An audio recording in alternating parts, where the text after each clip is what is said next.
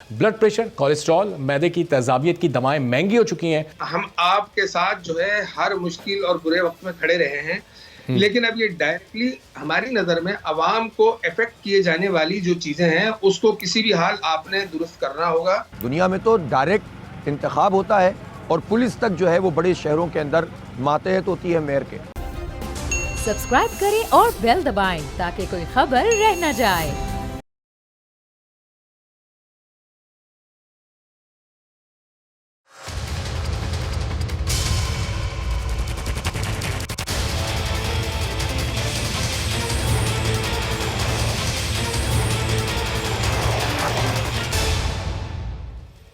अस्सलाम वालेकुम, आप देख रहे हैं प्रोग्राम बस बहुत हो गया। मैं हूं अरबाब जहांगीर। ज़िमनी मालियाती बिल 2021 पर ऑपोजिशन शोर मचाती रही कि मिनी बजट से महंगाई का तूफान बरपा होगा।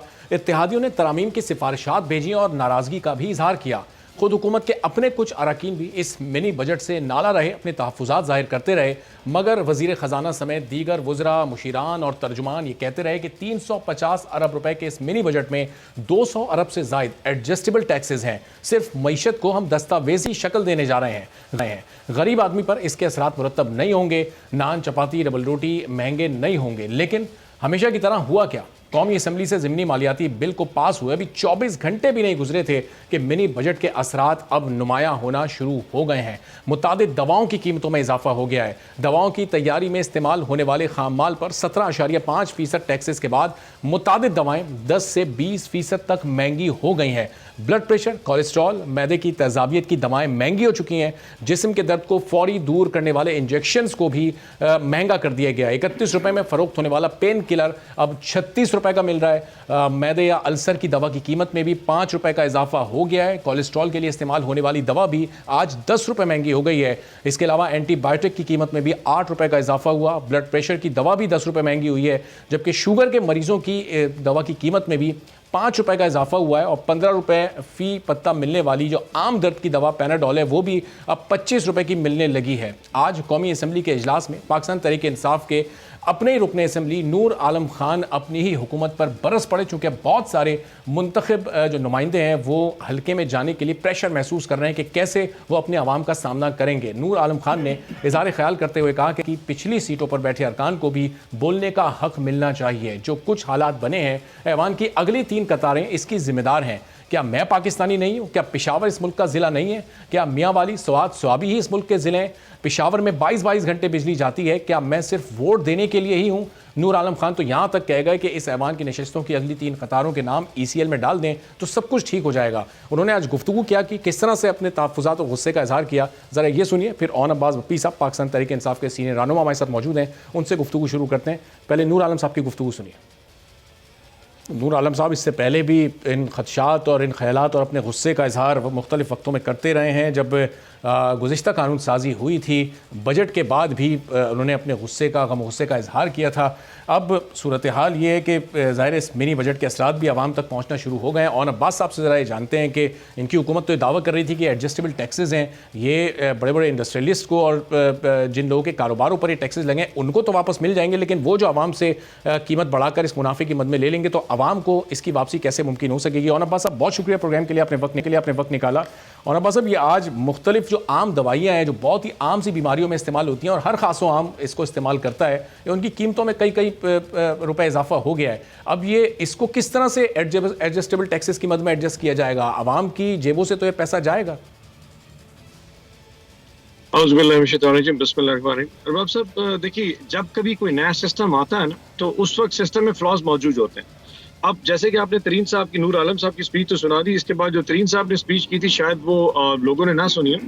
तरीन साहब ने बड़ा क्लियरली कहा था कि 343 अरब का जो टोटल जो इन्होंने कहा है कि टैक्स एग्जेम्पशन वापस ली गई है, उसमें से 320 अरब के टैक्सेस तो वो हैं जो रिफंडेबल हैं।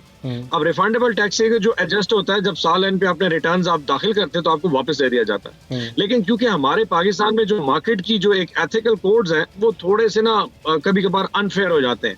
अब अनफेयर प्रैक्टिस में ये कि दुकानदार चार्ज कर लेता है, जब वापसी उसको रिबेट मिलता है वो उसको अपने प्रॉफिट में ले लेता है। यहाँ पे थोड़ी सी एडमिनिस्ट्रेशन का जो है ना वो केस आएगा।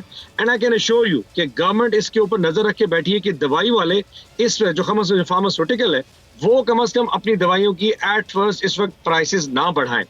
हैविंग सेड दैट, हमने इस वक्त ऑलरेडी ड्रग रेगुलेटरी अथॉरिटी जो है हमारी, जो ड्रैप है, उससे इस पे बात चल रही है और उनको ये टास्क दे दिया गया है कि आपने फार्मास्यूटिकल को ये क्लियर कर देना है कि अगर उनका टैक्स एडजस्टेबल है, जो कि 100% एडजस्टेबल है, उनकी एक्सपेंसेस सन्ड्री अकाउंट्स के ऊपर। और बस अब आप कह रहे हैं कि दवाओं की कंपनियों को आप पाबंद कर रहे हैं कि कीमतें ना बढ़ाएं। कीमतें तो आज बढ़ चुकी हैं। ये कई ऐसी दवाओं की लिस्ट मेरे पास है जो मैं आपको के नाम कोट कर देता हूं। वो ड्रैप की वो ड्रैप की अप्रूवल से नहीं है जी, वो उन्होंने अपनी मर्जी से बढ़ा दिया क्योंकि एडजस्टेबल टैक्स है। सो अभी ड्रैप उनसे बात करेगी कि, और दूसरी बात ये कि कल तो पार्लियामेंट से अप्रूव है, आज टैक्स बढ़ा दिया गया है, अभी तो इसको अपना प्रेसिडेंट साहब ने साइन करना है। जो चीज अभी तक लॉ बना नहीं है, लोगों ने कैसे आज बढ़ा दिया है? सो आई डोंट थिंक सो कि आज के रेट में कोई ऐसी कीमत बढ़ी होगी। Having said that, government will make sure that कि जो एडजस्टेबल टैक्स है उसमें प्राइसेस को कम से कम इन्फ्लेट करके ड्रैप के अप्रूवल के बगैर अपने तौर पर प्राइस बढ़ा देना है, तो ये तो फिर ज्यादा बड़ा क्राइम है फिर कंपनीज का। इस पर तो फिर हुकूमत को फौरी एक्शन लेना चाहिए। तो मैं वही तो कह रहा हूँ, तो मैंने वही तो कहा आपको कि ऐसा नहीं हुआ, और अगर कहीं हुआ है तो ड्रैप इसके ऊपर फौरी तौर के ऊपर एक्शन लेगी सर। नहीं, अच्छा कौन साहब, आप कह रहे हैं कि ऐसा नहीं हुआ और मेरे पास ये रिपोर्ट है कि ऐसा हुआ है। आप कहें तो मैं दवाओं के नाम कोट कर देता हूं, नामों से आपको अंदाजा हो जाएगा कि कौन सी कंपनी से दवाएं तैयार कर रही हैं, तो आपको फिर कार्रवाई करने में आसानी रहेगी। मेरा पॉइंट सिर्फ समझ लीजिए अरबाब साहब, पॉइंट सिर्फ ये है कि ड्रैप की अप्रूवल से नहीं हुआ, किसी ने अपने तय अगर प्राइसेस बढ़ा दिए तो ड्रैप उस पे एक्शन लेगा। अच्छा। जब तक ड्रैप इसकी अप्रूवल नहीं देगा उस वक्त प्राइसेस नहीं बढ़ सकती है। अच्छा, और ड्रैप फिर इन कीमतों को वापस करवाएगा या फिर ड्रैप अप्रूवल दे ही देगा कि ये जो कीमतें बढ़ गई हैं, चले कंपनीज ने अपने तय तो बढ़ा ली, चूंकि जाहिर है हमें आमतौर पर यहाँ हुकूमत की कोई रेट नजर नहीं आती, तो फिर ये कीमतें बढ़ी रहेंगी। जी देखिए बात सुनिए, मैंने कहा कि जब तो ड्रैप की अप्रूवल जब आएगी, ड्रैप भी सिर्फ उन अद्वियात की प्राइसेस को बढ़ने की इजाजत देगा जिसमें एडजस्टेबल टैक्स नहीं है, जिसमें इन कंपनियों को साल एंड पे रिटर्न्स फाइल करने के बाद टैक्स वापस नहीं मिलेगा। जिनकी प्राइसेस में एडजस्टेबल टैक्स नहीं आएगा उनको तो चले अप्रूव किया जा सकता है, जिनका प्राइस एडजस्ट हो उस पर कम से कम कीमत बढ़ाने की इजाजत ड्रैप भी नहीं देगी। जी सही। अब और अब्बास साहब, जिस तरह नूर आलम साहब ने आज गुफ्तगू की, जिस तरह कल परवेज खटक साहब के हवाले से एक अंदरूनी कहानी सामने आई थी, आपके जितने भी इलेक्टेड मेंबर्स हैं अब अमली तौर पर उनके लिए अपने हलकों में जाना और आवाम को फेस करना बड़ा मुश्किल होता जा रहा है, तो इससे आप लोगों को अंदाज़ा हो रहा है कि आपकी पार्टी, आपके MNAs अपने अपने हलकों में गैर मकबूल होते जा रहे हैं? ये बढ़ती हुई महंगाई, पहले बजट फिर मिनी बजट, मुख्तलिफ तरह के टैक्सेस, पेट्रोलियम की बढ़ती हुई कीमतें, ये सब आपके खिलाफ जा रही हैं। अरबाब साहब, एक तो याद रखिएगा कि पाकिस्तान तहरीक इंसाफ और बाकी पॉलिटिकल पार्टीज में एक वाज़ेह फ़र्क है। हमारी कोई मौरूसी सियासत नहीं है, ना ही ऐसी कोई विरासती जमात है जहां पे कोई कुछ बोल नहीं सकता। ये एक जमहूरी जमात है जिसमें हर शख्स अपनी राय रखता है और अपनी राय का इजहार भी करता है। अब पार्लिमानी पार्टी जो इजलास होता है, ये वाहिद ऐसा फोरम होता है जहां एक MNA एक मिनिस्टर से उसी लेवल पे बात करता है जैसे वो समझता है। सो अगर नूर आलम साहब अपनी कोई रिजर्वेशन है तो वो किसी मिनिस्टर से बात करना चाह रहे हैं तो वो उसको वो मिनिस्टर नहीं समझा, वो उसको अपना एक MNA और कुलीग समझ के उससे सवाल पूछता है। सो ये एक राय, हर बंदे का अपना राय, उन्होंने अपना राय इस्तेमाल कर दिया। अच्छा। अब घर में भी आप कभी कभार आपके अपने वालदैन से भी कभी कभार आपका आर्गुमेंट हो जाता है, वालदैन का अपने बच्चों से हो जाता है। इसका ये मतलब नहीं है कि घर में कोई बहुत बड़ा फसाद आता है। उनका अपना पॉइंट ऑफ व्यू, उन्होंने पॉइंट ऑफ व्यू दिया और प्राइम मिनिस्टर साहब ने और बाकी वज़रा ने उसको क्लियर किया।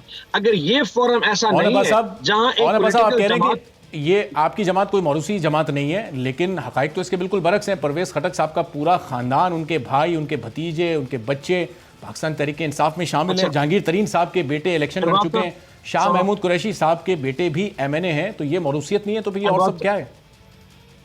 अरबाब साहब देखें, अब सवाल में से सवाल निकलते जाएंगे और मैं आपका हर सवाल का जवाब दूं ताकि कल को आप ये ना कि मैंने जवाब नहीं दिया। मौरूसी सियासत का कॉन्सेप्ट लीडरशिप से स्टार्ट होता है। जब मैं मौरूसियत की बात करता हूं तो मैं पार्टी लीडरशिप की बात कर रहा था, मैं उसमें हाउस ऑफ शरीफ की बात कर रहा होता हूं, मैं हाउस ऑफ भुट्टो की बात कर रहा होता हूं, मैं हाउस ऑफ जरदारी की बात कर रहा होता हूं, मैं हाउस ऑफ फजलुर रहमान की बात कर रहा होता हूं या हाउस ऑफ अचकजई की बात करूंगा।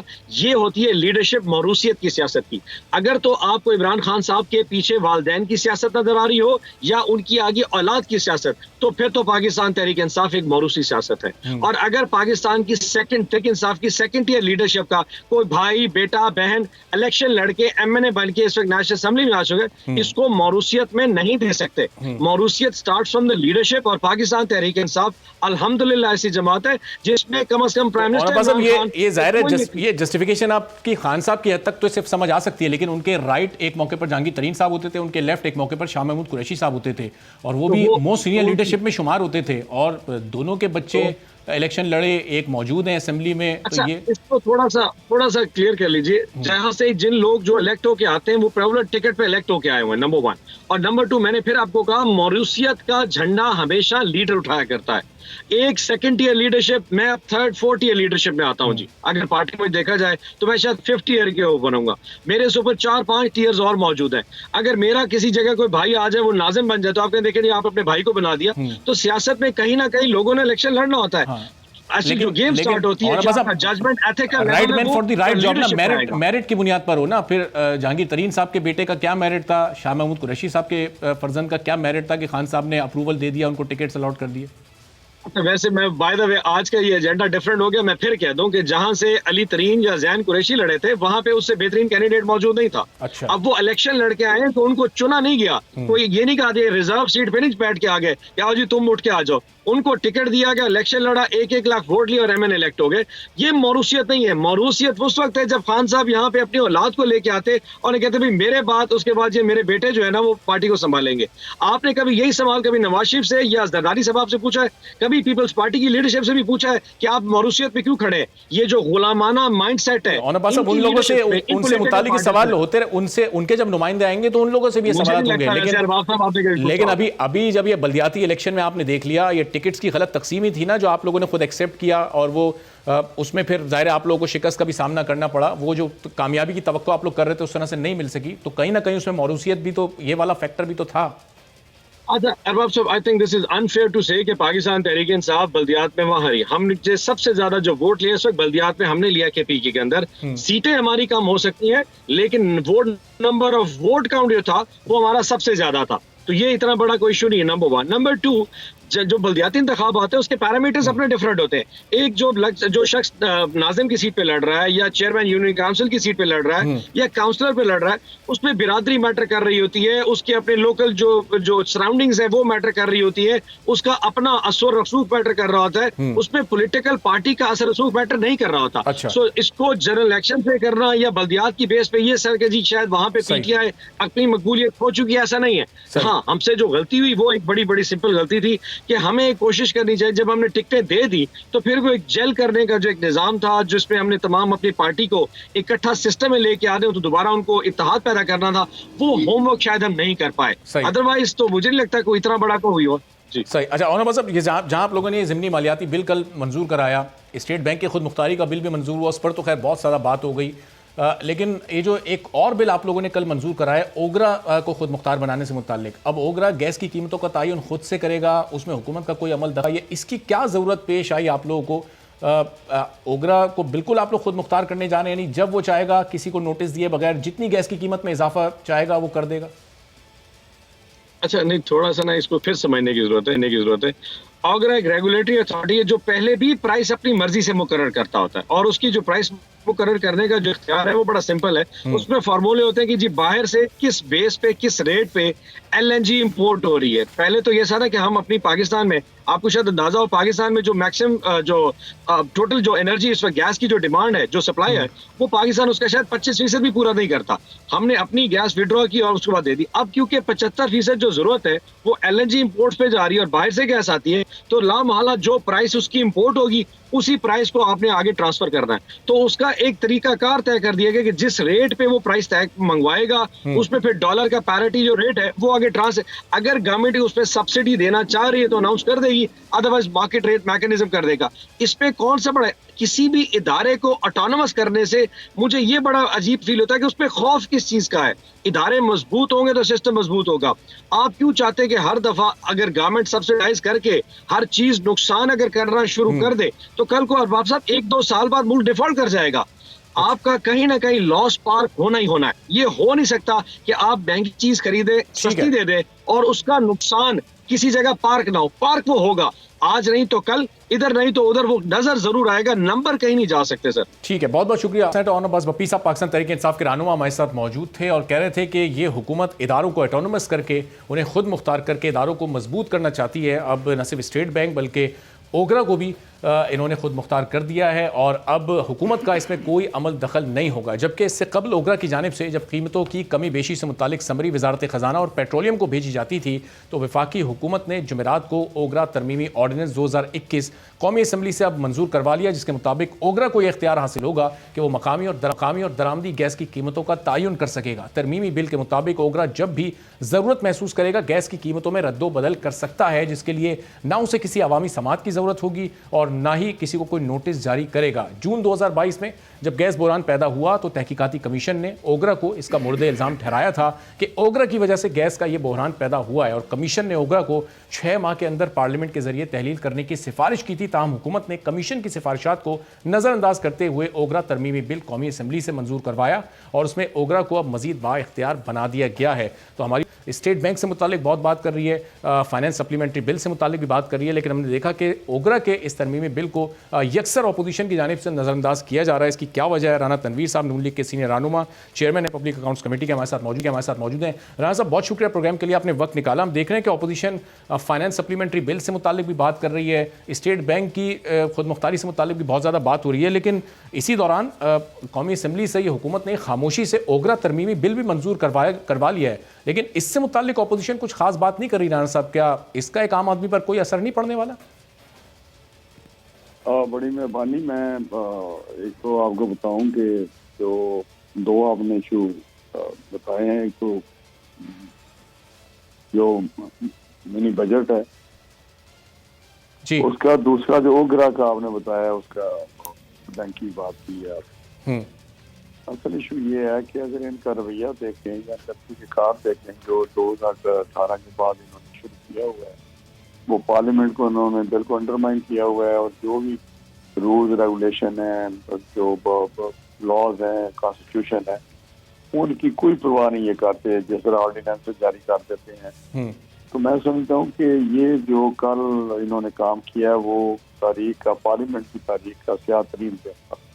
इन्होंने जिस तरह आपने कहा कि खामोशी से बिल पास करा लिया, हमें तो ये भी नहीं पता, क्योंकि जब वो मूव कर रहे थे तो मेरा किसी ने मूव भी नहीं किए, किसी ने पेश भी नहीं किए वो जो बिल है, जिसको इन्होंने कहा कि जी बस वो डिप्टी स्पीकर बैठा हुआ था, वो एक मिनट में कहता गया, जो कि ये सारे मेरे हाल काफी सारे इन्होंने लाज पास कर लिए। कौन कौन से हुए हैं, क्या क्या हुआ है, किस तरह हुआ है, ये तो देखने वाली बात है। जो आपने ओगरा वाली बात की है, इसमें और भी बड़े इन्होंने पास किए हैं बिल।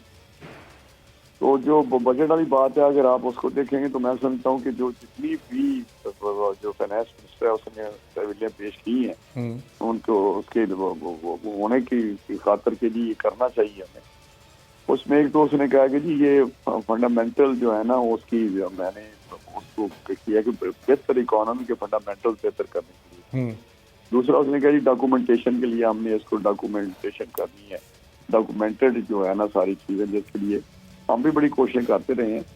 लेकिन ये जवाब जो पेश कर रहे हैं उसका, क्योंकि अगर सेल टैक्स लगाना है तो उसमें आप मुझे बताएं कि किस तरह वो डॉक्यूमेंट करेंगे। 10% अगर सेल टैक्स है तो चाहे सेल टैक्स 1% हो या 17% हो, उन्होंने इंक्रीज किए हैं ना बड़े, तो उससे डॉक्यूमेंटेशन का तल्लुक ही नहीं है। वो तो 5% से भी हो सकता है, 10% से भी हो सकता है, 17 से भी हो सकता है। इस तरह ड्यूटीज की अगर आप बढ़ाती हैं, जो इम्पोर्ट उन्होंने की है कि फलां चीज पे ड्यूटी बढ़ा दी, फलां चीज पे ड्यूटी बढ़ा दी, तो उस पर भी मैं समझ डॉक्यूमेंटेशन का तल्लुक नहीं है। ऐसे ही एक भोंगियां मार रही हैं और ये बिल्कुल सिरे से इसका कोई जवाब ही नहीं बनता था। सही काम किया और इतना बड़ा मिनी बजट कभी हुआ भी नहीं है। किस तरह आप एक नया बजट ही तकरीबन ले आए। तो बाकी आपने जो बात की है स्टेट बैंक की जी, तो वो स्टेट बैंक का भी मैं आपको बताऊं कि स्टेट बैंक का ये कहते हैं जी कि एक तो कि जी हम पैसे बोरोइंग करते हैं तो वो बंद कर देंगे तो बेहतरी आ जाएगी, एक उनका एक इशू था। भाई बोरोइंग उससे आप अगर स्टेट बैंक से करते थे, स्टेट बैंक होता ही इसलिए है कि अगर गवर्नमेंट को, रियासत को किसी वक्त कोई इमरजेंसी हो जाए या किसी कोई चीज हो जाए तो वहां से कुछ वो बोरोइंग कर सके या पैसे ले सके। लेकिन आपने उससे तो पैसे नहीं लिए पिछले साल भी, लेकिन कमर्शियल बैंक से लिए, उससे जो स्टेट बैंक की टर्म कंडीशन होती थी उससे कहीं ज्यादा इंटरेस्ट रेट पे या मार्कअप पे। तो राना साहब, जाहिर है जो हुकूमत की इकोनॉमिक टीम है, जाहिर है वो बेहतर समझती होगी कि उन्हें अपने माली मामलात कैसे चलाने। अपोजिशन ये चाहती है कि जितने एहतसाब के इदारे हैं, वो नैब हो, FIA हो, वो सब आज़ाद हो, उसमें हुकूमत का कोई अमल दखल नहीं हो। तो ये जो दूसरे इदारे हैं, स्टेट बैंक है, ओगरा है और दूसरे इदारे जिनको हुकूमत आहिस्ता आहिस्ता खुद मुख्तार करती जा रही है, फिर इनकी खुद मुख्तारी पर क्यों आप लोग सवालात उठा रहे हैं? नहीं, आपने बड़ा अच्छा ये क्वेश्चन किया, लेकिन मेरी बात बताएं कि जो अदलिया है, जैसा सुप्रीम कोर्ट है या हाई कोर्ट है या अदलिया जो इस्लामाबाद है जुडिशरी, उसकी आज़ादी में इंसाफ देने के लिए या नैब का या पुलिस का दायरा जो है केसेस में उसको सही मेरिट करने के लिए उनको जो आज़ादी हम बात करते हैं वो तो उसके तो समझ आती है, लेकिन कुछ अदारे ऐसे होते हैं जो लिंक को तो करते हैं एक आम आदमी की जिंदगी के साथ ही, जो जिंदगी उनकी जो माशी हालात हैं। अब अगर गवर्नमेंट को निकाल दें तो स्टेट बैंक का या दूसरे ओगरा का, वो तो ओगरा तो कहेगा कि जी मेरे पास जो पेट्रोल की जो गैस की कीमत है वो तो 100 रुपया हो जाए तो वो भी कम है, एक आम आदमी तो नहीं बड़ा मुश्किल हो जाएगा, मुझे लॉस होता है।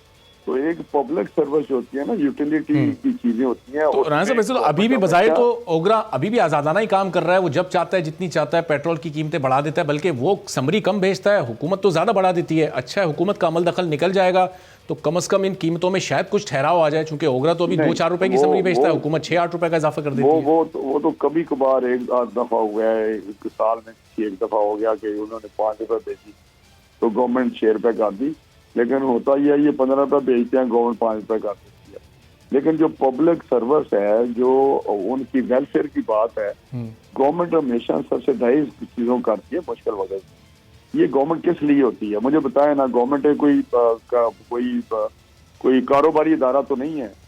अगर इसमें यही करना है कि जी हमने पैसे अपने इकट्ठे करने हैं और अपने याशियों पे लगाने हैं, तो पब्लिक की वेलफेयर के लिए, जिनके लिए ही पब्लिक के लिए हुकूमत होती है, पब्लिक की अवाम की हुकूमत होती है, अवाम के वोटों से आती है। सही।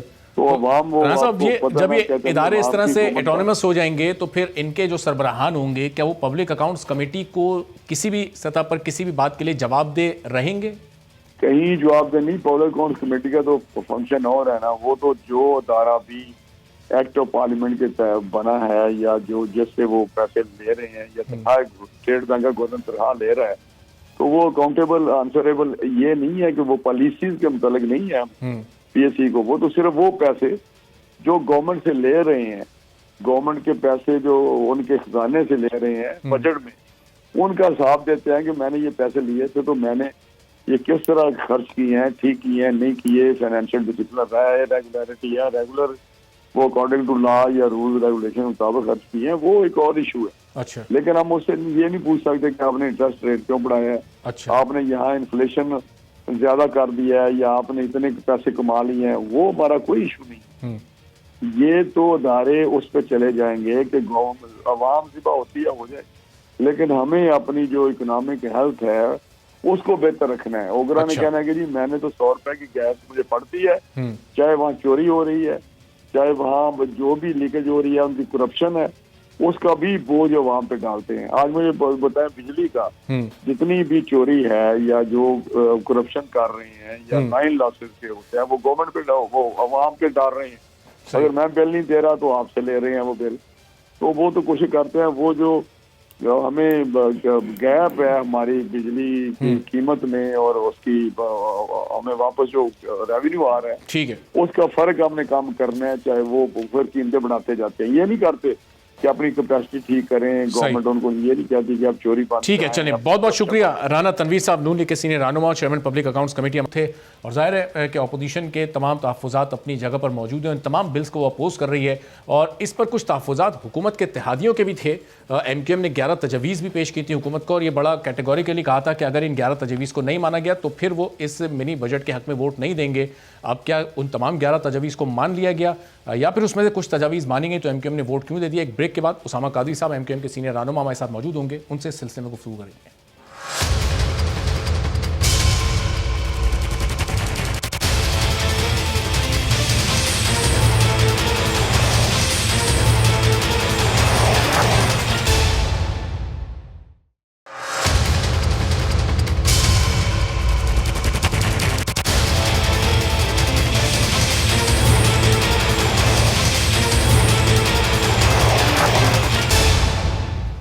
प्रोग्राम में एक बार फिर आपको खुशामदीद कहते हैं। तो मिनी बजट अप्रूव हो गया और ज़ाहिर है कि अपोजिशन ने शदीद एतराज़ात किए, तहफ़्फ़ुज़ात किए। हुकूमत अपनी सादा अक्सरियत यानी 172 वोट्स तो नहीं हासिल कर सकी, बहरहाल 168 वोट्स हासिल करने में कामयाब रही और अभी भी अपोजिशन पर हुकूमत को तकरीबन 18 वोट्स की सबकत हासिल रही। लेकिन अब यहाँ सवाल ये पैदा होता है कि MQM पाकिस्तान ने 11 तजावीज़ हुकूमत को पेश की थी और कहा था कि अगर उनकी तजावीज़ को नहीं माना गया तो हम फिर इस मिनी बजट के हक़ में वोट नहीं देंगे। और उसामा कादरी साहब ने हमारे प्रोग्राम में भी कुछ दिन पहले ये कहा था कि वो अपनी इस बात पर कायम रहेंगे। अब हुकूमत ये बिल पास कराने में कामयाब हो गई तो उसका मतलब है कि तमाम तजावीज़ MQM की मान ली गई होंगी, इसीलिए MQM ने वोट दिया है। उसामा कादरी साहब से ही पूछ लेते हैं। उसामा कादरी साहब MQM पाकिस्तान के सीनियर रहनुमा हमारे साथ मौजूद हैं। बहुत शुक्रिया उसामा साहब, प्रोग्राम के लिए आपने वक्त निकाला। तो ये बिल अप्रूव हो गया, असेंबली से पास हो गया, तो इसका मतलब हम यही समझें कि वो जो 11 तजावीज़ थी MQM की उन तमाम को हुकूमत ने मिन तस्लीम कर लिया है। उसामा साहब बहुत शुक्रिया आपका। देखिए, मैं आपको थोड़ा सा माजी में ले जाता हूँ। तो इसमें अगर हम ये देखें कि जब MQM ने अपनी ये तजावीज़ पेश की थी और हुकूमत को ये अपना मौक़िफ़ दिया था कि इसमें इस जो फाइनेंस बिल लाया जा रहा है इसमें कुछ बुनियादी चीज़ें ऐसी हैं कि जो डायरेक्ट हिट करती हैं पाकिस्तान के 22 गरीब करोड़ आवाम को, तो लिहाजा इस सूरत में हम जो है इस बिल को सपोर्ट इस तरह से नहीं करेंगे कि जब तक उन MQM के वो खदशात और वो तहफ़्फ़ुज़ात जो आवाम के हवाले से वो दूर किए जाएँ। तो उस पर MQM ने उन्होंने जो बात की उसमें यही कहा कि आप अपनी तजावीज़ जो आपकी चीज़ें हैं वो आप दे दें। तो MQM ने अपने 11 अमेंडमेंट जो है वो बनाई थी और वो जो है हमने जो है इसमें जमा भी कराई और हुकूमत को भी दे दी। कल अल्हम्दुलिल्लाह जब पार्लिमानी पार्टी की मीटिंग थी तो उसमें जब हम पहुंचे तो वज़ीर आज़म साहब के सामने मैंने ही ये सवाल उठा दिया था कि देखिए वज़ीर आज़म साहब, हम आपके साथ जो है हर मुश्किल और बुरे वक्त में खड़े रहे हैं, लेकिन अब ये डायरेक्टली हमारी नज़र में अवाम को अफेक्ट किए जाने वाली जो चीज़ें हैं उसको किसी भी हाल आपने दुरुस्त करना होगा। शौकत तरीक़न साहब भी बैठे हुए थे और अगर आप ये समझते हैं कि आप पास करा लेंगे तो हम जो है इस सूरत हाल में शायद हम आपके साथ खड़े ना हो। अच्छा, तो वज़ीर आज़म साहब ने बहुत तहम्मुल के साथ बात भी सुनी और उन्होंने जो है फिर शौकत तरीन साहब से कहा कि आप जवाब दें।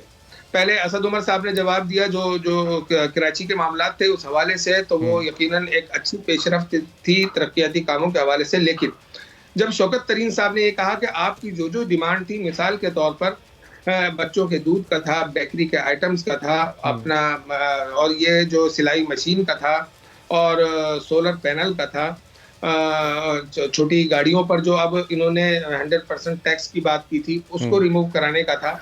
तो बहरहाल उस भरे फोरम पर कि जिसमें इत्तेहादी जमातों के और लोग भी थे और PTI का पूरा कोरम जो है वो वहाँ मौजूद था, तो उसमें उन्होंने बरमला ये कहा कि हमने MQM की उन तजावीज़ को मान लिया है और हम समझते हैं कि वो यकीनन अवाम की बेहतरी और अवाम के मफाद के लिए है, लिहाजा इनको जो है हम जो है इसका अजाला करते हैं और इन सब चीज़ों को ख़त्म करेंगे। अच्छा, लेकिन 80% MQM ने अपने उन चीजों को अचीव कर लिया जिनको लेकर वो स्टैंड लेकर। लेकिन उसामा साहब, आपको याद होगा अभी 2-3 रोज पहले आप साथ मेरे प्रोग्राम में मौजूद थे और आपने कहा था कि उस वक्त 70-80% वाली बात नहीं हो रही थी, 100% वाली बात हो रही थी कि तमाम तजावीज़ को अगर हुकूमत मानेगी तो हम वोट देंगे, नहीं तो फिर हम वोट नहीं देंगे और फिर हम आगे का तो फिर मजीद कुछ सोचेंगे। तो ये वही बार्गेनिंग वाली बात आ गई। मैंने आपसे उस दिन सवाल किया था कि कहीं कोई बार्गेनिंग पॉइंट तो नहीं होगा कि वो कुछ मान ली तजावीज़ और कुछ तजावीज़ नहीं मानी, तो एग्जैक्टली वही हुआ कि वो 7-8 तजावीज़ मान ली तो MQM भी मान गई। देखिए, अब तक तो जो है मैं समझता ये हूँ कि और इत्तेहादी जमातों में से किसी ने भी जो है कोई अमेंडमेंट नहीं डाली है। बदकिस्मती ये रही है या खुशकिस्मती कही है MQM की कि MQM जो है उसने अवामी मफादात के पेश नज़र उन्होंने अपनी उस अलाई पार्टी से जो इस वक्त हुकूमत में है और हम उनके इत्तेहादी हैं, हमने जो है वो अपोजिशन का भी किरदार अदा करते हुए हमने एक वाज़ेह मौक़िफ़ लिया कि अगर हमारी इन अमेंडमेंट के ऊपर जो है कोई मुस्बित रद्द अमल नहीं दिया गया तो हम यकीनन उसमें अपना अलग रास्ता इख्तियार करने के मजाज होंगे। अच्छा, तो मैं समझता हूँ कि अगर हम 80% भी अपनी उन चीजों पर हमने कामयाबी हासिल कर ली है, तो मैं समझता हूँ कि ये एक बहुत बड़ी कामयाबी है। अगर हम ये भी चले भी 80% तो कामयाबी आपने उसामा साहब हासिल कर ली, अब ये 100% तक कब तक बदलेगी, कोई इसकी डेडलाइन हुकूमत ने दी है नहीं, सवाल मैं आपकी तरफ लेकर आता हूँ। लेकिन आजिज धामरा साहब भी पाकिस्तान पीपल्स पार्टी के सीनियर रहनुमा ज्वाइन कर चुके हैं। तो आजिज साहब और इत्तेहादियों ने मिलकर एक बार फिर तमाम अपोजिशन जमातों को असेंबली के अंदर की हद तक तो शिकस्त दे दी, एक और शिकस्त फिर ये आपके हिस्से में आई है कल।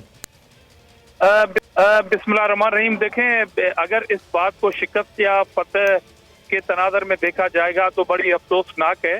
और मेरे ख्याल में अगर अपोजिशन बकौल इनके पीटीआई की सरकार और इनके इत्तेहादी जीडीए और एमक्यूएम की नज़र में अगर ये उनकी कामयाबी है तो मेरे ख्याल में बहुत बड़ी शिकस्त है। और अगर हमारी ये शिकस्त असर करते हैं तो ऐसी शिकस्त हमें अल्लाह मियाँ ने ये दिलवाई है और हम उसका शुक्रगुजार अदा करते हैं। मिसाल के तौर पर ये कह रहे हैं कि 80% उन्होंने टारगेट अचीव कर दिया। कल पार्लियामेंट, उस पार्लियामेंट ने जहां पर 73 का आइन मंजूर हुआ था, जहां पर 18th अमेंडमेंट मंजूर हुई थी, जिसको अवाम के मुफादात की रखवाली होनी चाहिए थी, कल उस पार्लियामेंट में पीटीआई और उनकी इत्तेहादी पार्टियां जिसमें एमक्यूएम भी शामिल है, उन्होंने इस कौम के ऊपर न सिर्फ कराची बल्कि पूरे सूबे बल्कि पूरे पाकिस्तान के अवाम के ऊपर जो मुआशी खुदकश हमला किया है इस बिल के थ्रू, उस पर तो शदीद मजम्मत की जा रही है, पूरी कौम कर रही है। अगर ये इस बात से खुश है, ये कह रहे हैं कि उन्होंने वोट देकर एमक्यूएम भी इस गुनाह में बराबर की शरीक है और ये जाएं अभी गली मोहल्लों में और कहें कराची के अवाम को लेकिन धामरा साहब एमक्यूएम ने तो बहुत सारे टैक्सेस को लगने से रोका। उसामा कादरी साहब ये कह रहे हैं जो 11 तजवीज़ इन्होंने दी थी उसमें तो बहुत सारी बच्चों का दूध था, उसमें रोटी और दूसरी इस तरह की चीजें थी। ये अपोजिशन का प्रेशर था जिसकी वजह से हुकूमत ने ये वापस लेने की बात की। ये हुकूमत झूठी है। पीटीआई सरकार का ट्रैक रिकॉर्ड रहा है कि उन्होंने हमेशा झूठ का सहारा लिया है। अगर एमक्यूएम उसके झूठ की कश्ती में सवार है और डूबती हुई कश्ती में सिर्फ एक वजारत के लिए भी सवार है, मेरे ख्याल में हमें उम्मीद ये थी कि अब क्योंकि बहुत सारे लोग कश्तियों से उतर रहे हैं और खुद इमरान खान की काबीना के अंदर इस बजट के खिलाफ आवाजें आ रही थी, तो हम वहां अगर खामोश थी तो एमक्यूएम खामोश थी। एक तजावीज देके और वापस लेना ये वतीरा रहा है एमक्यूएम का कि आप जिस हुकूमत के इत्तेहादी होते हैं वहां से वापस हो जाते हैं कि हमें ये नहीं वो वजारत चाहिए, हमें अच्छी सी वजारत चाहिए, हमें पावर चाहिए, तो वो तो आपको मिलते रहते हैं, माजी में भी मिलते रहे। मगर ये मनी बजट जो है ये अवाम आपके इन बातों में अब इस झांसे में नहीं आएगी। ये बहुत बड़ा एक ब्लंडर किया गया है, मुआशी कत्ल किया गया है कौम का, और उसमें एमक्यूएम बराबर की शरीक है। कराची के अवाम और शहरी इलाके के अवाम एमक्यूएम से ये पूछने में हक बजानिब है कि जब हमारा मुआशी कत्ल हो रहा था तो एमक्यूएम हुकूमत का हिस्सा थी, और जब लोकल बॉडी के बिल में जब एक असेंबली हमें ज्यादा पावर दे रही थी लोकल बॉडी को अपने सूबाई महकमों के, तो एमक्यूएम उसके खिलाफ है। तो ये एमक्यूएम का अपना फैसला है कि वो इस मुआशी कत्ल में अगर डूबती हुई कश्ती में भी एक वजारत के लिए उनके साथ है पीटीआई के, तो बिस्मिल्लाह आप ये अपनी सियासत करें, तो आपको मुबारक हो ये कामयाबी। तो उसामा कादरी साहब ये आपने कहा कि 80% आपने अपना हदफ हासिल कर लिया, ये बहुत सारे टैक्सेस आपने रुकवाए, लेकिन जो 20% रह गया वो भी आवाम पर बहुत भारी पड़ रहा है, क्योंकि वो दवाओं की सूरत में उसका बोझ आवाम पर पड़ रहा है। तो ये 100% करने के लिए ये दवाओं का जो ये बोझ है, जो कीमतें बढ़ी हैं, ये इस टैक्स को भी वापस करने के लिए कोई डेडलाइन हुकूमत ने आपको दी है कि इतने अरसे में हम आपकी इन तजावीज़ को मान लेंगे? देखिए, मैं आपको बताऊं, पहले तो आजिज धामरा साहब को कि वो इस वक्त जो है वो सिंध के शहरी अवाम की के नुमाइंदा होकर बात कर रहे हैं, तो बहुत खुशी की बात भी है। मैं नहीं चाहता कि मैं वो माजी दिखाऊं इनको, इनकी जमात का, तो मेरा ख्याल वो बात किसी और तरफ चली जाएगी कि इन्होंने जो कुछ शहरी अवाम के साथ किया और जो कुछ धोखा और फरेब के साथ जो है जो सिंध के शहरी अवाम के साथ माजी में भी किया और माजी करीब में भी किया और अब हाल और मुस्तकबिल में भी करते जा रहे हैं, तो मैं समझता हूं कि मुझे अपने उसी टॉपिक पर रहना चाहिए। और मुझे ये पता है सिंध के शहरी अवाम जो है वो अपने नुमाइंदों से, अपनी नुमाइंदा जमात से किस हद तक मुतमईन है, क्योंकि हमने ये तमाम तर चीज़ें जो हैं, ये 11 के 11 नुकात, 11 की 11 अमेंडमेंट जो है हमने अपने अवाम के साथ मिलकर और यहाँ के तजारती हलकों के साथ और यहाँ की जो इंडस्ट्रियलिस्ट हैं उनके साथ बैठकर ये की थी, और ये हमने यकीन दहानी कराई थी और इस सख्त मौक़िफ़ के साथ कि अगर हुकूमत ने इन अमेंडमेंट के ऊपर कोई मुसबित अमल नहीं किया तो यकीनन हम अपना फैसला करने में अवाम के हक में मजाज होंगे। तो मैं ये कहना चाहता हूँ इसमें कि हमने 80% कामयाबी हासिल की है। इंशाल्लाह अवाम की हुकूक की जद्दोजहद हम उनकी गलियों में, उनके इलाकों में और उनके साथ मिलकर करते हैं, तो हम 20% के ऊपर भी जो है हम हुकूमत के साथ अपना उसी तरह कोशिश करेंगे कि वो भी जो है। उसामा साहब ये ज़ाहिर है अभी जिस तरह पे जमात इस्लामी इस वक्त ये बल्दियाती कानून के खिलाफ एक हमने देखा 2 हफ्ते से ज़ायद हो गया वो एक एहतजाज कर रहे हैं, धरना दिए बैठे हैं। अभी तक आप लोगों ने तो इस पर एक ऑल पार्टीज कॉन्फ्रेंस भी बुलाई थी, अभी तक कोई इस तरह का अमली कदम आप लोगों ने क्यों नहीं उठाया? उसके बाद कोई ऐसा धरना या पीपल्स पार्टी पर कोई प्रेशर डाला जा सकता, क्योंकि आप भी ज़ाहिर कराची की एक बड़ी जमात माजी में रहे, इस वक्त भी अच्छा खासा मैंडेट है आपके पास। देखिए मैं आपको बताऊं इसमें कि इस काले कानून के खिलाफ जो है MQM वाहिद जमात थी जिसने अरसे दराज से इनके काले करतूतों को, सिंध हुकूमत के काले करतूतों को और उनके स्याह चेहरे को जो है आवाम के सामने लाती रही। और सिंध की और जो भी सियासी जमातें थीं, चाहे वो असेंबली के अंदर थीं या असेंबली के बाहर भी हैं, लेकिन बहरहाल वो यहाँ पर अपनी मौजूदगी रखती हैं। उन तमाम ने आज MQM के उस मौक़िफ़ की हिमायत की है कि MQM जो है, जो अरसे दराज से कहती आ रही थी कि सिंध के अवाम के साथ, गरीब अवाम के साथ और सिंध के शहरी इलाकों के साथ जो ज्यादतियाँ पीपल्स पार्टी कर रही है, उसके ऊपर आज अल्हम्दुलिल्लाह MQM के उस मौक़िफ़ की हिमायत पाकिस्तान की तमाम बड़ी छोटी पार्लियामेंट की अंदर की जमातें और बाहर की जमातें सब कर रही हैं। तो ये एक तो MQM की कामयाबी है। और जहां तक MQM का ताल्लुक है, MQM ने कल अपना एहतजाज रखा है और MQM ने इससे कबल ताजिर बिरादरियों को एतमाद में लिया है, उन्होंने अवाम को एतमाद में लिया है, यहाँ के छोटी बड़ी तमाम। ठीक है, अब लेकिन पीपल्स पार्टी का इस पर बड़ा सख्त एक मौक़िफ़ है और सईद गनी साहब ने 2 रोज़ कबल वो गुफ्तगू एक न्यूज़ कॉन्फ्रेंस में कर रहे थे, आजिज़ हमरा साहब, तो उन्होंने कहा कि आप बैठे हैं तो सारी ज़िंदगी बैठे रहें, 2001 वाला तो हम कानून नहीं लाएंगे। इतना सख्त स्टांस पीपल्स पार्टी का क्यों है? कहीं कोई लचक आपके स्टांस में क्यों दिखाई नहीं दे रही? देखें, पहली बात तो ये है कि अगर उसामा साहब इस बात को ये तस्वुर कर रहे हैं कि हम शहरी नुमाइंदा जमात हैं, तो ये फिगर जो है आपकी क्वांटिटी की, ये आपको बता देगी कि आप कितने नुमाइंदा जमात हैं। और कराची के अवाम ने आपके ऊपर मादी में बिल्कुल आप उनकी नुमाइंदा जमात हैं, मगर वो आपको देख रही हैं, वो आपको देखती हुई आई हैं। और अगर ये बिल जो महंगाई का आपने पास किया है, इस पर अगर आप फख्र महसूस करते हैं, तो मैंने कहा कि ये आपको मुबारक हो, ये कामयाबी, ये इक़्तिदार, ये वज़ारत आपको मुबारक हो। आपकी ये गुफ्तगू सुनते हुए कराची के अवाम आज भी आपके इस मौक़िफ़ पे रो रही होगी कि आपने मुआशी एटम बम गिरा दिया और आप कह रहे हैं कि अल्हम्दुलिल्लाह हमने टारगेट अचीव कर दिया। मुझे तो अफसोस हो रहा है कि आप अवाम के नुमाइंदगी वाली बात करते हुए एक जमात जो है वो अवाम की सांसें निकली हुई हैं, चीखें निकली हुई हैं, वो उनके बच्चे जो हैं, कराची की माओ के बच्चे जो हैं वो बगैर नाश्ते के स्कूल जा रहे हैं। कराची की माएँ बहनें अगर बीमार हो जाएं, उनके बच्चे उनके लिए दवाई खरीद नहीं कर सकते। आपने दूध महंगा किया हुआ है, आपने गैस की लोड शेडिंग की हुई है, आप बिजली महंगी कर रहे हैं, बिजली है नहीं मगर बिजली महंगी कर रहे हैं। ये वफाकी सरकार के वो फैसले हैं जिसमें आप उनके बराबर के शरीक हैं।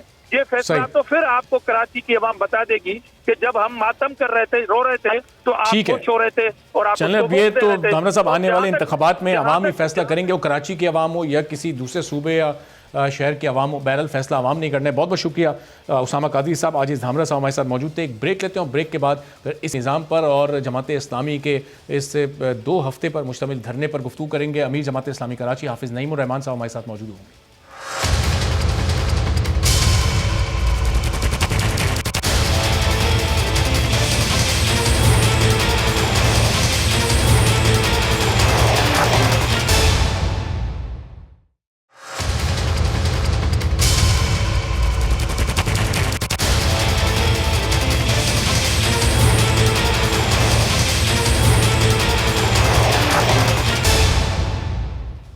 प्रोग्राम में एक बार फिर आपको खुशामदीद कहते हैं। दुनिया भर में कामयाब तरीन तर्ज हुकूमत मकामी हुकूमतों के निज़ाम के तहत ही चलती हैं। ज़िला, तहसील और यूनियन काउंसिल की सतह पर नुमाइंदे मुंतखब करके अवाम के मसाइल को फिर उनकी दहलीज पर हल किया जाता है। इख्तियारात की इंतहाई निचली सतह तक मुनसिफाना तकसीम से वफाकी और सूबाई हुकूमतें बहुत से मसाइल से आज़ाद रहती हैं।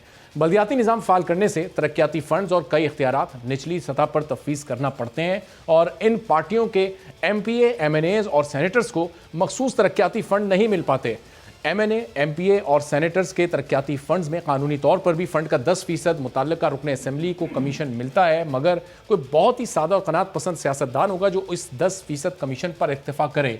यहाँ तो तरक्याती फंड्स का 50 से 60% का तरीक़ाकार राइज है। सरकारी अफसरान, एक्सेन और मुतल्लिका सरकारी अमला भी कमोबेश 15 से 20% हिस्सा लेता है और बिल आखिर तरक्याती फंड्स का 30% बमुश्किल इन मंसूबों पर खर्च होता है। और इस कदर भारी कमीशन के बाद ठेकेदार किस मेयार का काम करेगा, इस बात का बखूबी अंदाज़ा लगाया जा सकता है। अब सिंध असेंबली में बल्दियाती निज़ाम का कानून मंजूर किया गया तो अपोजिशन की तमाम जमातों ने इस पर एतराज़ात किए, एहतजाज किया। जमात इस्लामी कराची में इंतहाई अहम हैसियत की हामिल जमात है, जिसके माजी में 2 बार सिटी मेयर या नाजिम बन चुके हैं। पहले ज़ियाउल हक के दौर में हुकूमत में अब्दुल सत्तार अफगानी मेयर कराची बने और फिर जनरल परवेज़ मुशर्रफ के दौरे हुकूमत में भी नेमतुल्लाह मरहूम कराची के नाजिम बने। अब जमात इस्लामी ने इस बल्दियाती निज़ाम में तब्दीली की खातिर 15 रोज़ से सिंध असेंबली के बाहर धरना दिया। अब ज़ाहिर है ये 2 हफ्ते पर मुहित धरना हो चुका है और फिर इसका दायरा अब वसी करने की भी बात की जा रही है। शारे फैसल पर ट्रैफिक को ब्लॉक करने की बात की जा रही है। कुछ दीगर सियासी जमातें भी अब इस धरने को देखकर कुछ मुतहरिक हो रही हैं कि वो भी इस बिल ने एहतजाज को रिकॉर्ड कराएं। आज पाकिस्तान तहरीक इंसाफ ने भी कुछ ऐसे इशारे दिए कि अब वो भी एक मुश्तरका एहतजाज को प्लान कर रहे हैं और दीगर अपोजिशन की जमातों को भी दावत देंगे और उनके एहतजाज में भी शिरकत करेंगे। हाफिज़ नईमुर रहमान साहब, अमीर जमात इस्लामी कराची, हमारे साथ मौजूद हैं, जो इस धरने की क़यादत कर रहे हैं और 2 हफ्ते से बड़े सब्र के साथ, बड़े इस्तिकामत के साथ बैठे हुए हैं और अपने तमाम मुतालबात के साथ बैठे हुए हैं। और जब तक वे कह रहे हैं कि उनके तमाम मुतालबात को तस्लीम नहीं किया जाएगा, उस वक्त तक इस धरने को भी और इस एहतजाज को ख़त्म नहीं किया जाएगा। तो हाफिज़ नईमुर रहमान साहब, अब ये ज़ाहिर इतवार के रोज़ से आप लोग अपने इस धरने को थोड़ा सा एक स्टेप आगे लेकर जाना चाह रहे हैं, कुछ रोड्स को ब्लॉक करेंगे, कुछ और मज़ीद प्रेशर डालेंगे हुकूमत पर। तो ये मामला आगे किस तरफ जाते दिखाई दे रहे हैं? अपनी कामयाबी के कितने इम्कानात आप देख रहे हैं?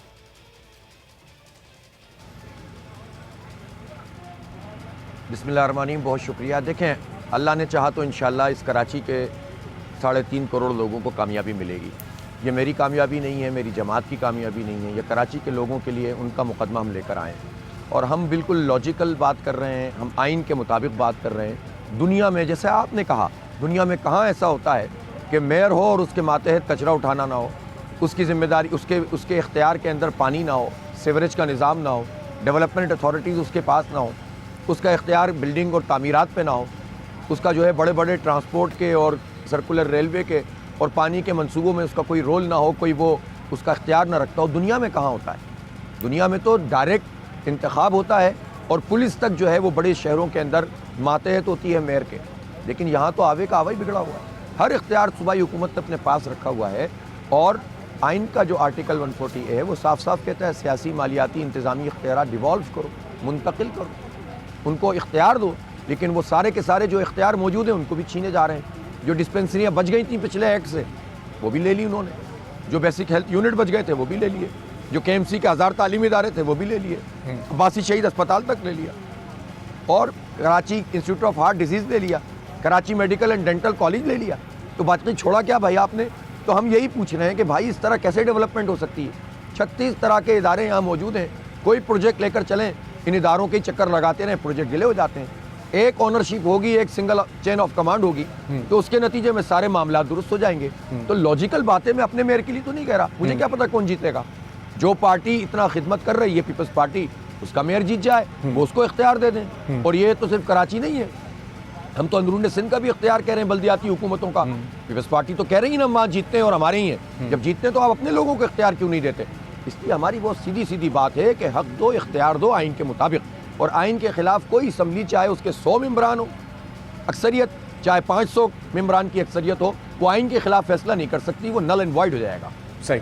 और हाफिज़ साहब, अभी तक ज़ाहिर जमात इस्लामी सिंध की वो वाही जमात है जिसने अभी ये धरना 2 हफ्ते से जारी रखा हुआ है। इसमें सख्त मौसम भी आया, बारिशें भी हुई, शदीद सर्दी भी हुई। आपने लोगों से भी पूछा कि आप घर जाना चाहते हैं तो चले जाएं, लेकिन किसी ने जाने की हामी नहीं भरी। अभी तक वो मर्द हो, ख़वातीन हो, बुज़ुर्ग हो, बच्चे हो, आपके इस धरने में शरीक हैं। दीगर जो यहाँ की अपोजिशन जमातें हैं, पाकिस्तान तहरीक इंसाफ, MQM पाकिस्तान और दीगर छोटी जमातें, उनका इस सिलसिले में किरदार कुछ आप कमज़ोर देख रहे हैं? अगर ये तमाम जमातें भी आपके साथ होती तो शायद ये मज़ीद मौसर हो जाता आपका एहतजाज और मुतालबात, शायद फिर मज़ीद आसानी होती आपको अपने मनवाने में।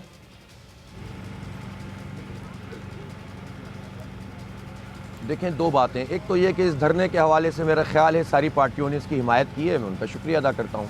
लेकिन मुझे दुख और अफसोस तो यही है कि जो सिंध की अपोजिशन वाली पार्टियां हैं PTI और MQM, उन्होंने इस एक्ट के ख़िलाफ़ भी वो रद्द-ए-अमल ज़ाहिर नहीं किया जो बनता था। इनके पास इतना बड़ा मैंडेट है, 14 कौमी असम्बली की सीटें और 30 सूबाई असम्बली की सीटें PTI के पास हैं। इतना भारी मैंडेट यार, हमारे पास एक MP है और हम इतना बड़ा काम कर रहे हैं। इनके पास 22 MP है MQM के पास और 7 MNA और सेनेटर मौजूद हैं। वज़ीर हैं वफाक में, हुकूमत में इतनी बड़ी ताकत के साथ मौजूद हैं और सारे जो है वो तमाम उनके जो इंडिकेटर्स हैं ऊपर के नीचे के सब सही चल रहे हैं। तो अब आप बताएं कि इनका क्या रोल है इस कराची के लिए। इसके हक़ और इख्तियार के ऊपर कब्ज़ा हुआ है। माजी में भी 2013 में भी, उस वक्त तो MQM हुकूमत में थी पीपल्स पार्टी के साथ, तो ये एक्ट आया था, इसमें अच्छे खासे इख्तियारात चले गए थे और MQM हुकूमत में मज़ीद 1 साल तक मौजूद रही थी। अभी भी ज़ुबानी जमा खर्च, all parties conference, stakeholder conference, press conference के अलावा क्या किया है? अब जाकर कुफ्र टूटा खुदा खुदा करके शायद कल कोई एक एहतिजाज रखा हुआ है। अच्छी बात है, आप एहतिजाज करें, लेकिन मैं ये पूछना चाहता हूँ कि इस कराची को, ये जो अपोजिशन है सिंध की जो वफाक में हुकूमत में है, वो क्या कर रही है कराची के साथ? वो ये कर रही है कि मरदमशुमारी में हमारी आधी गिनती की और इसी वफाकी काबीना ने, जिसमें PTI और MQM है, उसको नोटिफाई करवाया और कहते हैं नई मरदमशुमारी होगी।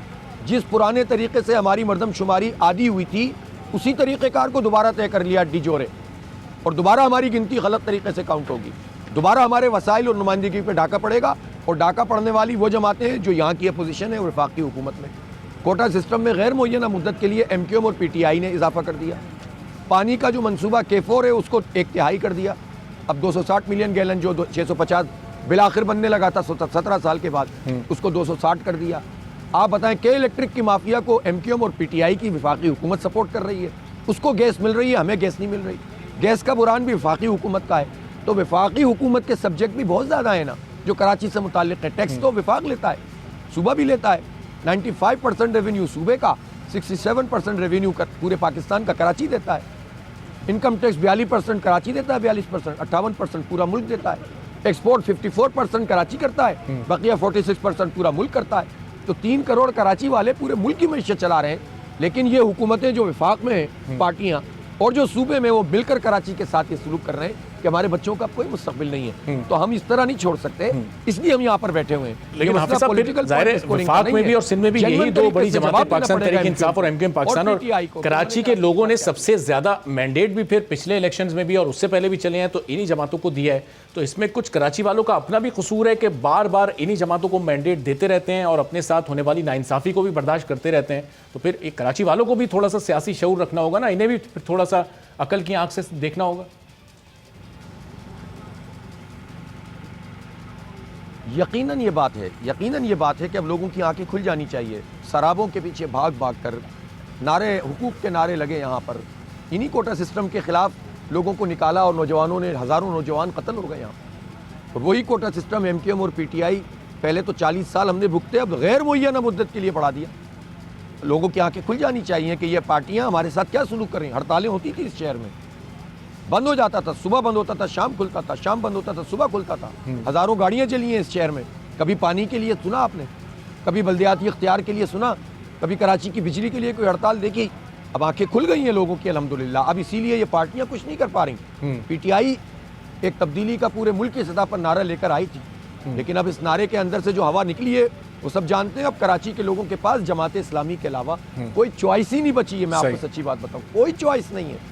और अगर अब भी ये फैसला नहीं करेंगे तो फिर दुनिया और आखिरत दोनों में जवाबदेही है। सही, ठीक है, चलिए, बहुत बहुत शुक्रिया। हाफिज नईमुर रहमान साहब हमारे साथ मौजूद थे। गुफ्तगू आपने हाफिज साहब की सुनी। अब देखते हैं कि आने वाले दिनों में सूरत हाल किस तरफ जाती है। आज के प्रोग्राम से इजाज़त दीजिए। अल्लाह।